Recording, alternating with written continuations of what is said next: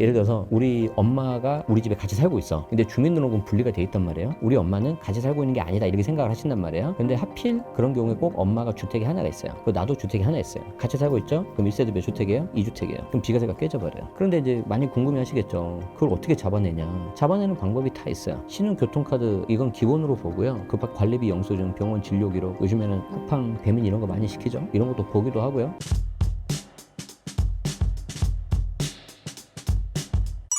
코인 혹은 주식으로 돈을 번 자산가가 부동산을 구매하려 할 때 어떤 조언을 드릴 수 있을까요?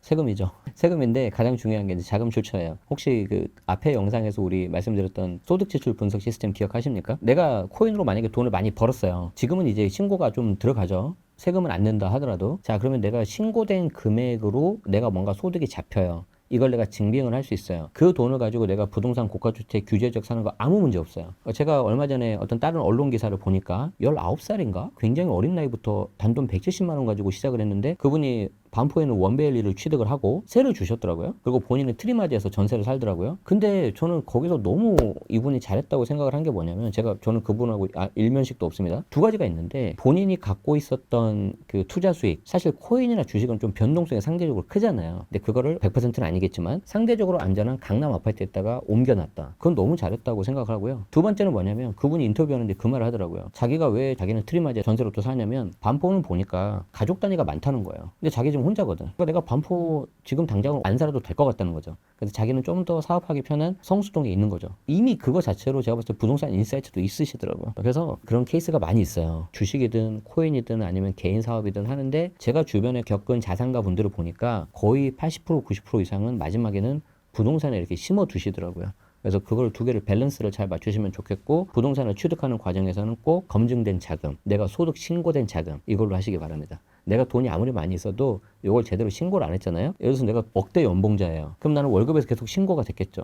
증빙이 되는 거예요. 근데 내가 억대 현금이 있어요. 근데 이 자금이 좀 약간 안 좋은 자금이라고 해봐요. 부모님이 100만 원씩 준 자금이야. 수년간에 걸쳐서 신고가 안 됐잖아요. 이게 들어가는 순간 물타기 하는 순간 문제가 될 수 있습니다.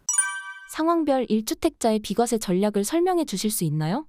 1세대 1주택 비과세가 가장 쉽고 좋은 방법 중에 하나인데 은근히 사건 사고가 많이 나는 거예요. 1세대 1주택 비과세는 뭐냐면 내가 국내에 1주택을 가지고 있고 2년 이상 보유하면 비과세가 돼버려요. 여기서 조금 조심해야 되는 게 취득 당시 조정대상 지역이었다. 뭐 반포다, 강남이다, 잠실이다. 그러면 2년 거주를 해야 돼요. 나중에 해당 지역이 조정대상 지역에서 해제가 되더라도 2년 거주 무조건 하셔야 되고요. 12억까지는 세금이 한 푼도 안 나오고 12억 초과되는 거에서는 세금이 좀 나오는데 사람들이 다 이것만 생각을 해요. 근데 더 중요한 게 뭐냐면 1세대 1주택이에요. 그러면 1세대 기준으로 주택이 하나만 있어야 되잖아요. 그럼 이때 1세대가 뭐냐면 같이 살고 있는 가족이에요. 같이 살고 있는 가족. 근데 여기서 또 어디서 많이 오해를 하시냐면 주민등록만 가족 아니냐. 예를 들어서 우리 엄마가 우리 집에 같이 살고 있어. 근데 주민등록은 분리가 돼 있단 말이에요. 그러면 자기는 주민등록이 분리가 돼 있으니까 우리 엄마는 같이 살고 있는 게 아니다 이렇게 생각을 하신단 말이에요. 근데 하필 그런 경우에 꼭 엄마가 주택이 하나가 있어요. 그리고 나도 주택이 하나 있어요. 같이 살고 있죠? 그럼 1세대 몇 주택이에요? 2주택이에요. 그럼 비과세가 깨져버려요. 그런데 이제 많이 궁금해 하시겠죠. 그걸 어떻게 잡아내냐. 잡아내는 방법이 다 있어요. 신용교통카드 이건 기본으로 보고요. 그리고 그 밖에 뭐 관리비 영수증, 병원 진료기록, 요즘에는 쿠팡, 배민 이런 거 많이 시키죠. 이런 것도 보기도 하고요. 제가 딱 하나 케이스 봤는데 어떤 걸 달라 그랬냐면 통신기 주고 발신 내역을 달라고 한 거예요.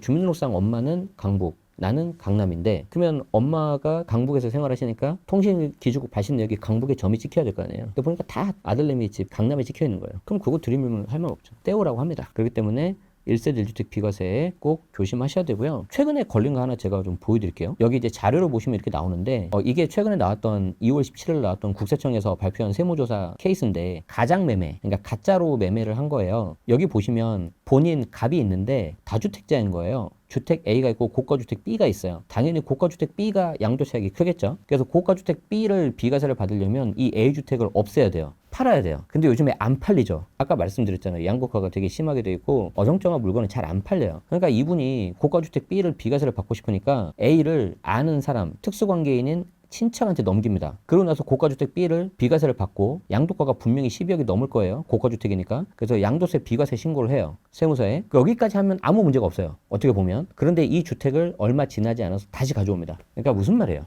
전문 용어로 원 쿠션을 때린 거죠. 하나 피해 놓고 비과세 받고 다시 이거 본인 거니까 가져온 거예요. 전형적인 가정매매죠. 그래서 지금 세무조사 받고 있다. 그래서 1세대 1주택 비과세는 요 케이스가 은근히 많고요. 제가 2년 전에도 고가주택도 아니에요. 경기도 땡땡시였어요. 땡땡시. 저 위쪽에 있는 곳이었는데 우리가 딱 봤을 때 여기를 잡아낸다고 하는 생각이 들 정도인 그런 곳이었는데 잡아내더라고요. 그 케이스는 자녀한테 넘기고 6개월 있다 다시 가져온 거였거든요. 잡아냅니다. 조심하시기 바랍니다. 책에서 부동산 절세의 핵심은 양도세라고 하신 이유는 무엇인가요? 일단 두 가지가 있는데 첫 번째는 세금 금액이 워낙 크죠. 내가 만약에 양도차익이 3억이 됐다. 그럼 세금이 한 1억 정도 나오고요. 5억이면 한 1억 7천, 8천, 10억이면 3억 정도가 나와요. 단독명의 했을 때 기준입니다. 그래서 일단 세부담 자체가 워낙 크다는 게 첫 번째고, 두 번째는 뭐냐면 누구나 마찬가지지만 내가 이게 투자용이 됐든 내 집만이 됐든 솔직히 내 집 마련하신 분들도 내가 사는 집값이, 거주하는 집값이 오르면 좋은 거잖아요. 이게 기본적인 투자 마인드가 들어간단 말이에요. 근데 이거를 아까 말씀드렸던 것처럼 잘못 팔아가지고 세금을 내잖아요. 나만 고생하고 너무 좋은 일만 시키는 거예요. 이게 너무 짜증이 나는 거죠. 그래서 두 가지를 정말 조심해야 되기 때문에 여러분들이 이거를 꼭 조심하면 좋겠는데, 안타까운 게 뭐냐면 양도세는 집을 팔 때 내는 세금이지 않습니까? 그럼 우리가 상식적으로 생각했을 때 그래, 내가 그러면 집을 팔 때만 조심하면 되는 거 아니야? 그러는데 거의 90%는 매수할 때부터 정해져 버려요. 첫 번째가 뭐냐? 공동명의입니다. 그래서 내가 부부 공동명의가 가능하다, 결혼했다, 그러면은 부부 공동명의 하시면은 나중에 양도차익에 따라서 달라지는데, 요건 제가 이미지를 한번 볼게요. 자, 여기 보시면 양도차익 1억이었을 때 단독명의면은 대략 한 2천만 원 정도가 세금이 나와요. 근데 공동명의를 하면은 5대5입니다. 1인당 645만 원이니까 2명 하면은 1290만 원. 벌써 한 765를 세이브해버리죠. 그럼 공동명의는 어떻게 하면 되죠? 부동산 가서 매수자에다가 이름 하나 더 쓰면 끝나요. 다만 조심해야 되는 게 있는데, 공동명의 했을 때 예를 들어서 10억짜리 집이에요. 각각 5대5면 5억, 5억을 마련해야 되잖아요. 근데 어느 한쪽에 소득이 없어서 한쪽에서 10억을 다 냈다. 그러면 5억을 내가 증여한 거죠. 이 경우에는 증여세 이슈가 나오겠죠. 그런데 부부는 얼마까지 증여세 없죠? 6억까지 없잖아요. 그러니까 이런 건 괜찮다. 근데 뭐 20억, 30억 고가주택 샀을 때는 이제 증여, 자금 조달 조심해야 되겠죠. 자, 그래서 양도차익이 늘어날수록 공동명의 효과가 커져요. 3억이 오르면 단독명의 1억인데 공동명의는 7,900, 거의 8,000. 그러니까 2천만 원 정도 세이브가 되고, 5억이면 공동명의 절세 금액이 2,700, 이런 식으로 굉장히 높아지기 때문에 처음에 공동명의 잘 하셔야 되고, 아까 말씀드린 것처럼 증여 이슈 있는지 없는지 체크하셔야 되고, 아마 분명히 고민하시는 분들이 계실 건데 나는 이미 단독을 해버렸다, 공동 지금이라도 해야 되냐 하면 취득세가 또 들어갑니다. 증여 취득세가 들어가겠죠. 공동명의 절세액이 1,000만 원인데 증여 취득세가 뭐 3,000 나온다, 뭐 이거 하시면 안 되겠죠. 그래서 아까 제가 말씀드린 것처럼 매수할 때부터 세팅을 잘해야 되고, 그 외에 이제 소소하게 아낄 수 있는 게 필요경비예요. 인테리어 같은 거, 자본적 지출 같은 경우는 처음 내가 매수할 때부터 잘 챙겨두고 사진 같은 거 잘 찍어두시면은 양도세를 좀 줄일 수가 있습니다. 자산가가 법인을 세우는 이유는 무엇인가요? 여러분들이 멀리서 찾으실 필요 없고요. 뭐 좋아하는 연예인들 있잖아요. 연예인 분들 보면은 꼭 뭔가 이렇게 빌딩 아니면 건물, 재테크 이런 게 나와요. 물론 저도 이제 가끔 보면 좀 현실감이 없는 경우도 있고 약간 부럽기도 하고 샘도 나고 그러는데, 우리가 이제 배울 수 있는 건 배우자는 거죠. 그분들이 법인으로 하는 이유가 뭐냐면은 일단 본인 개인 이름하고 법인을 좀 분리하려고 하는 거예요. 명의 자체를 분리하려고 하고, 그리고 가장 큰 이유가 절세인데, 기본적으로 내가 건물을 50억짜리 사는데 100억이 됐어요. 그럼 양도차익이 50억이잖아요. 그럼 이 경우에 개인으로 하면 양도세가 한 절반 가까이 나옵니다. 근데 법인으로 하면은 끽해봤자 한 19% 정도밖에 안 나와요. 이미 그 자체에서 벌써 차이가 많이 나고 있고, 법인이라는 건 뭐예요? 내가 주식회사 하면은 해당 주주 지분을 가지고 있는 거잖아요. 그래서 어디서 또 많이 활용하냐면 가족법인을 만들어 버려요. 그래서 가족법인을 만들어서 처음에 1억으로 작게 시작한 법인인데 자녀가 10%, 부부가 90%란 말이에요. 그런데 이게 100억이 되잖아요. 1천만 원짜리가 나중에 10% 되면 10억으로 가버려요. 그래서 이렇게 자연스럽게 증여나 상속적으로 가게 되고, 물론 나중에 좀 세금을 내겠지만 부부가 가지고 있는 지분을 자녀한테 넘기면 세금 좀 내고 하면은 100% 그 자녀가 해당 법인을 컨트롤하게 되면은 그 법인 안에 있는 건물도 다 컨트롤 가능하게 되는 거죠. 할 수 있는 방법은 많이 있다. 제네시스 박의 부동산 세금 트렌드 2025를 집필하시게 된 계기가 무엇인가요?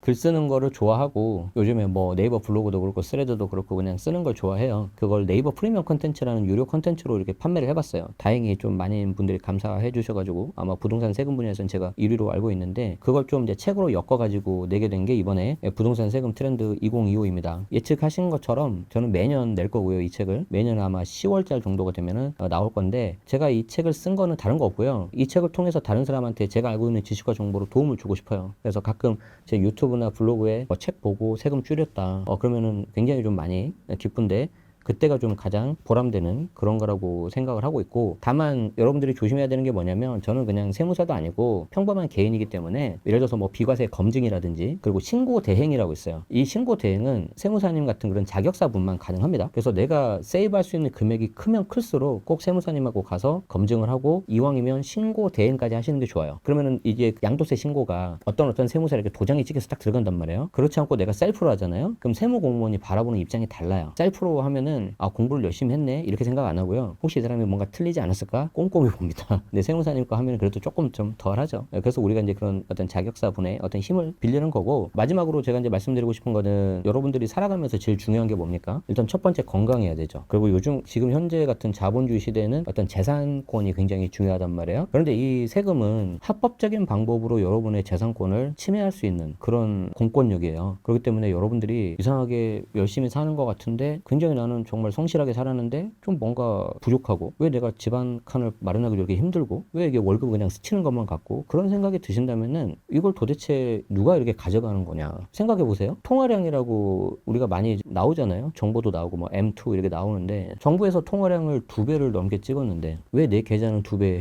현금이 늘지 않았을까? 그러면 그 현금을 누가 가져갔을까? 이걸 한번 좀 잘 고민해 보셨으면 좋겠어요. 그래서 그런 식으로 직간접적인 방법으로 나의 재산권을 침해할 수 있는 게 세금이기 때문에 당연히 세금을 내는 성실한 납세 의무는 굉장히 신성한 그런 거지만 너무 과한 경우에는 안 된다. 그래서 여기에 대해서 여러분들이 관심 가지면 가질수록 정부 공권력도 더 조심스럽게 할 겁니다. 이 세금의 역사는 이 세금을 많이 걷냐 적게 걷냐 딱 그거예요. 그렇기 때문에 좀 적정한 선에서 잘 되었으면 하고 여러분들의 관심이 있어야 된다. 이 말씀을 강조드리고 싶습니다. 신사임당 구독자분들께 한마디 부탁드립니다. 건강하시고요. 다른 거 뭐 있겠습니까? 특히 이제 환절기인데 감기 같은 거 조심하시고 그 순간순간에 이렇게 잘 즐기시면서 행복한 시간 같이 가지시면 좋겠습니다. 고맙습니다.